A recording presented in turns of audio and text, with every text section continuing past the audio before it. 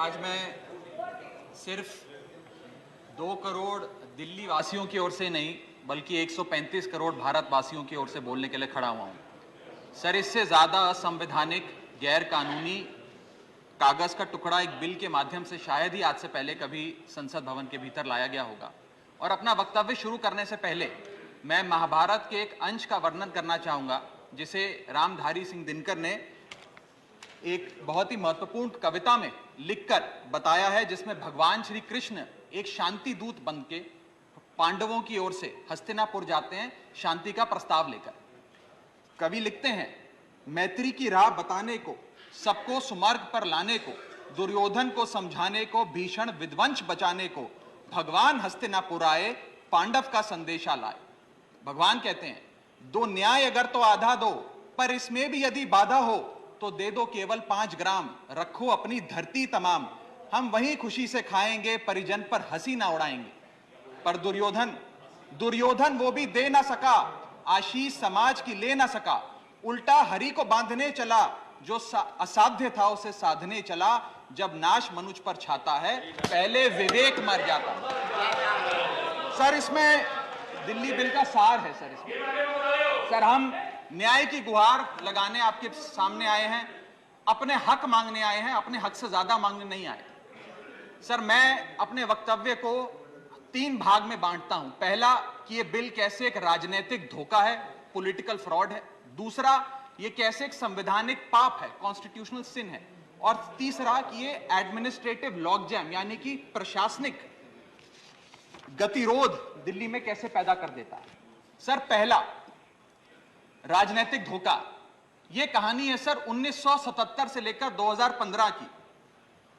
लगभग 40 साल का लंबा संघर्ष भारतीय जनता पार्टी ने दिल्ली में पूर्ण राज्य का दर्जा स्थापित करने के लिए किया। 1977 में जब 3rd मेट्रोपॉलिटन काउंसिल दिल्ली में था, उसमें जनता पार्टी की सरकार थी। उन्होंने मता पास कर कहा कि दिल्ली को पूर्ण राज्य का दर्जा बनाएंगे। लगातार पूर्ण राज्य की दर्जे की मांग करते करते ये 1989 का लोकसभा का मैनिफेस्टो में बीजेपी का लाया हूं। 1989 के मैनिफेस्टो में पेज नंबर 361 पे पॉइंट नंबर 10 पे ये कहते हैं, ग्रांट स्टेटहुड टू यूटी और दिल्ली। यानी कि 1989 से लेकर लगातार ये लोग दिल्ली को पूर्ण राज्य का दर्जा दिलाने की मांग करते रहे। यहां तक कि जब 1991 में कांग्रेस की सरकार ने दिल्ली में विधानसभा का गठन किया, उससे भी ना पर्याप्त मानते हुए लाल कृष्ण आडवाणी जी, मदन लाल खुराना जी सबने बयान दर्ज कराए कि यह भी दिल्ली के साथ न्याय नहीं है, दिल्ली को पूर्ण राज्य का दर्जा मिलना चाहिए और हम इसके लिए आंदोलन चलाएंगे। और लगातार इन लोगों ने संघर्ष किया, आंदोलन किया। सर, 1999 में फिर अपने मैनिफेस्टो में बीजेपी ने, ये 1999 का मैनिफेस्टो है, ये जारी कर कहा कि हम दिल्ली को पूर्ण राज्य का दर्जा देंगे। Page number 132 point number 31, we will give full statehood to Delhi. Sir, इन लोगों ने बड़ा आंदोलन चलाया, संघर्ष किया, सड़कों पे लाठियां खाई, न जाने क्या क्या किया दिल्ली को पूर्ण राज्य का दर्जा दिलाने के लिए।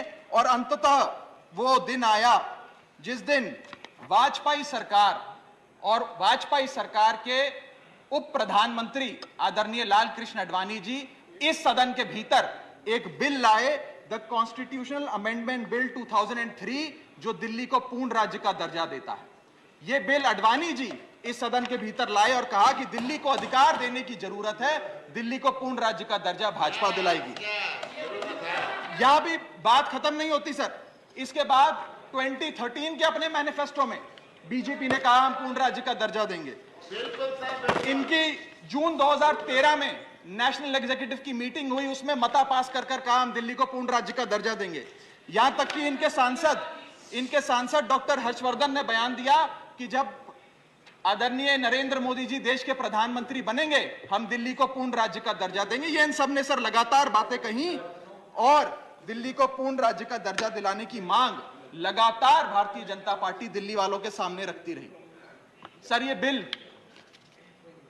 सिर्फ संविधान का और लोकतंत्र का अपमान नहीं है, यह बिल लाल कृष्ण आडवाणी जी का, अटल बिहारी वाजपेयी जी का, मदन लाल खुराना जी का, सुषमा स्वराज जी का, अरुण जेटली जी का, सबका अपमान करने का और उनके 40 साल के संघर्ष को मिट्टी में मिलाने का काम करता है। सर,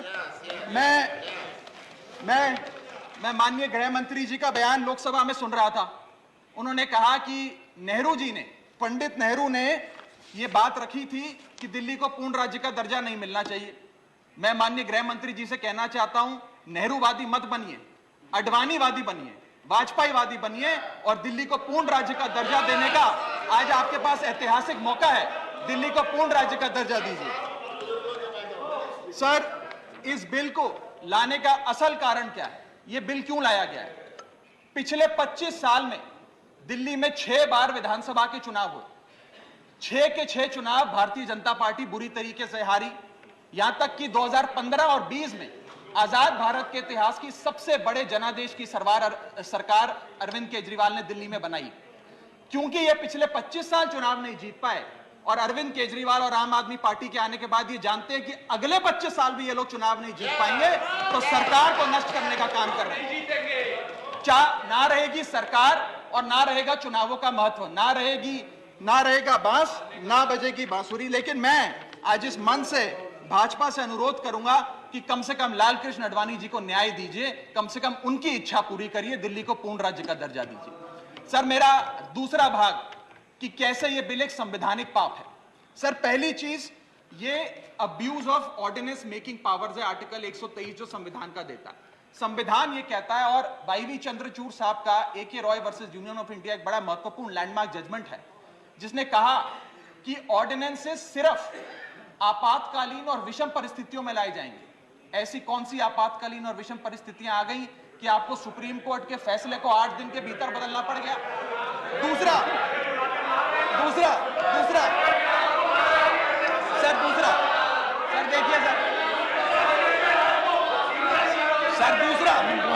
सुप्रीम कोर्ट की दूसरा बिंदु, यह सुप्रीम कोर्ट का अपमान है।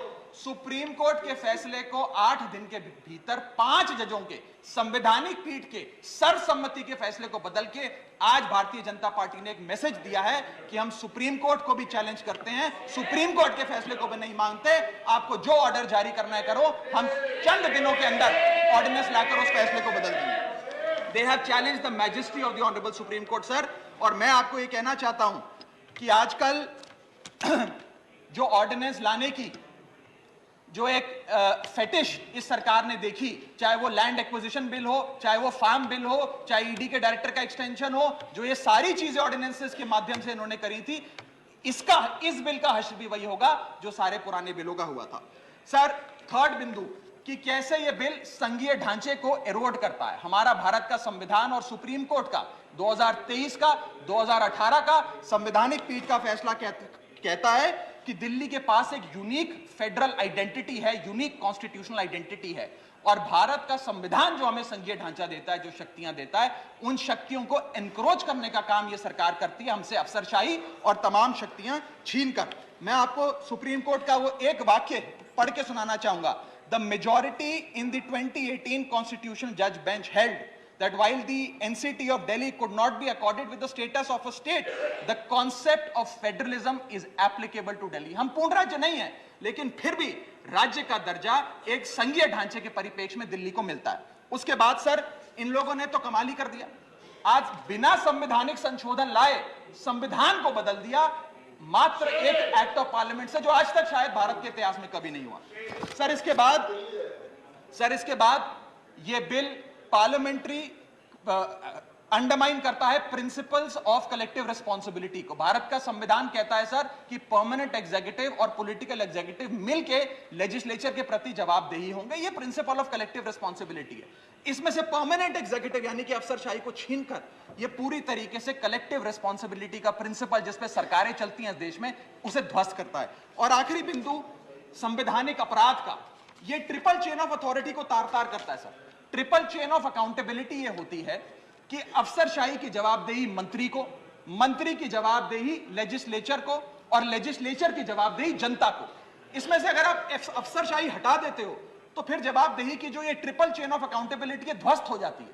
तो ये काम करके संवैधानिक अपराध एक प्रकार से सरकार ने किया है। सर, मेरा आखिरी भाग, ये कैसे एक एडमिनिस्ट्रेटिव हाराकिरी, एक एडमिनिस्ट्रेटिव गतिरोध पैदा करता है। ये कहता है सिर्फ उपराज्यपाल ही ट्रांसफर पोस्टिंग करेंगे एक समिति के माध्यम से, यानी कि अफसर अब मुख्यमंत्री की नहीं सुनेगा, मंत्रियों की नहीं सुनेगा, अगर अब दिल्ली में किसी के घर में बिजली नहीं आ रही, पानी नहीं आ रहा, किसी के बच्चे का स्कूल में दाखिला नहीं हो रहा, तो वो उपराज्यपाल के पास जाएगा, अपने मंत्री मुख्यमंत्री के पास नहीं जाएगा।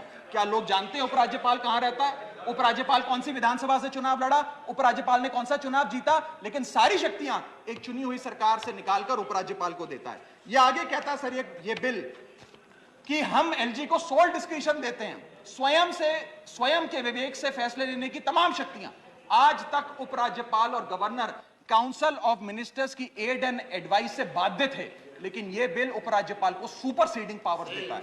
आगे सर यह बिल जितने भी ब्यूरोक्रेट्स हैं उन्हें एक जुडिशियल अथॉरिटी बना देता है। यह कहता है अफसरशाही तय करेगी कि मंत्री का फैसला सही है कि मंत्री का फैसला गलत है, और अगर अफसर को मंत्री का कोई फैसला पसंद नहीं आया तो अफसर मंत्री का फैसला लागू करने से मना कर सकते हैं। और सर यह बिल अथॉरिटी, कमीशंस और कॉरपोरेशंस बनाने की, तमाम गठन करने की, नियुक्ति करने की शक्तियां सारी की सारी केंद्र सरकार को दे देता है, यानी कि सरकार की चाबी एक प्रकार से केंद्र सरकार को हाथ में पकड़ा देता है। सर माननीय गृह मंत्री जी ने कहा था कि आम आदमी पार्टी एक सुपारी सी जितनी पार्टी है, एक सुपारी जितनी छोटी सी पार्टी है। सर ये वो सुपारी जितनी पार्टी है जो आजाद भारत के इतिहास का फास्टेस्ट ग्रोइंग पॉलिटिकल स्टार्टअप कहलाती है। ये वो सुपारी जितनी पार्टी है जिसने 3 बार भाजपा को दिल्ली में हराया और 2 बार 2015 और 20 में आजाद भारत के इतिहास की सबसे बड़ी जनादेश की सरकार बनाई। ये वो सुपारी जितनी पार्टी है जिसने पंजाब में भाजपा को लगभग शून्य पर लाकर खड़ा कर दिया।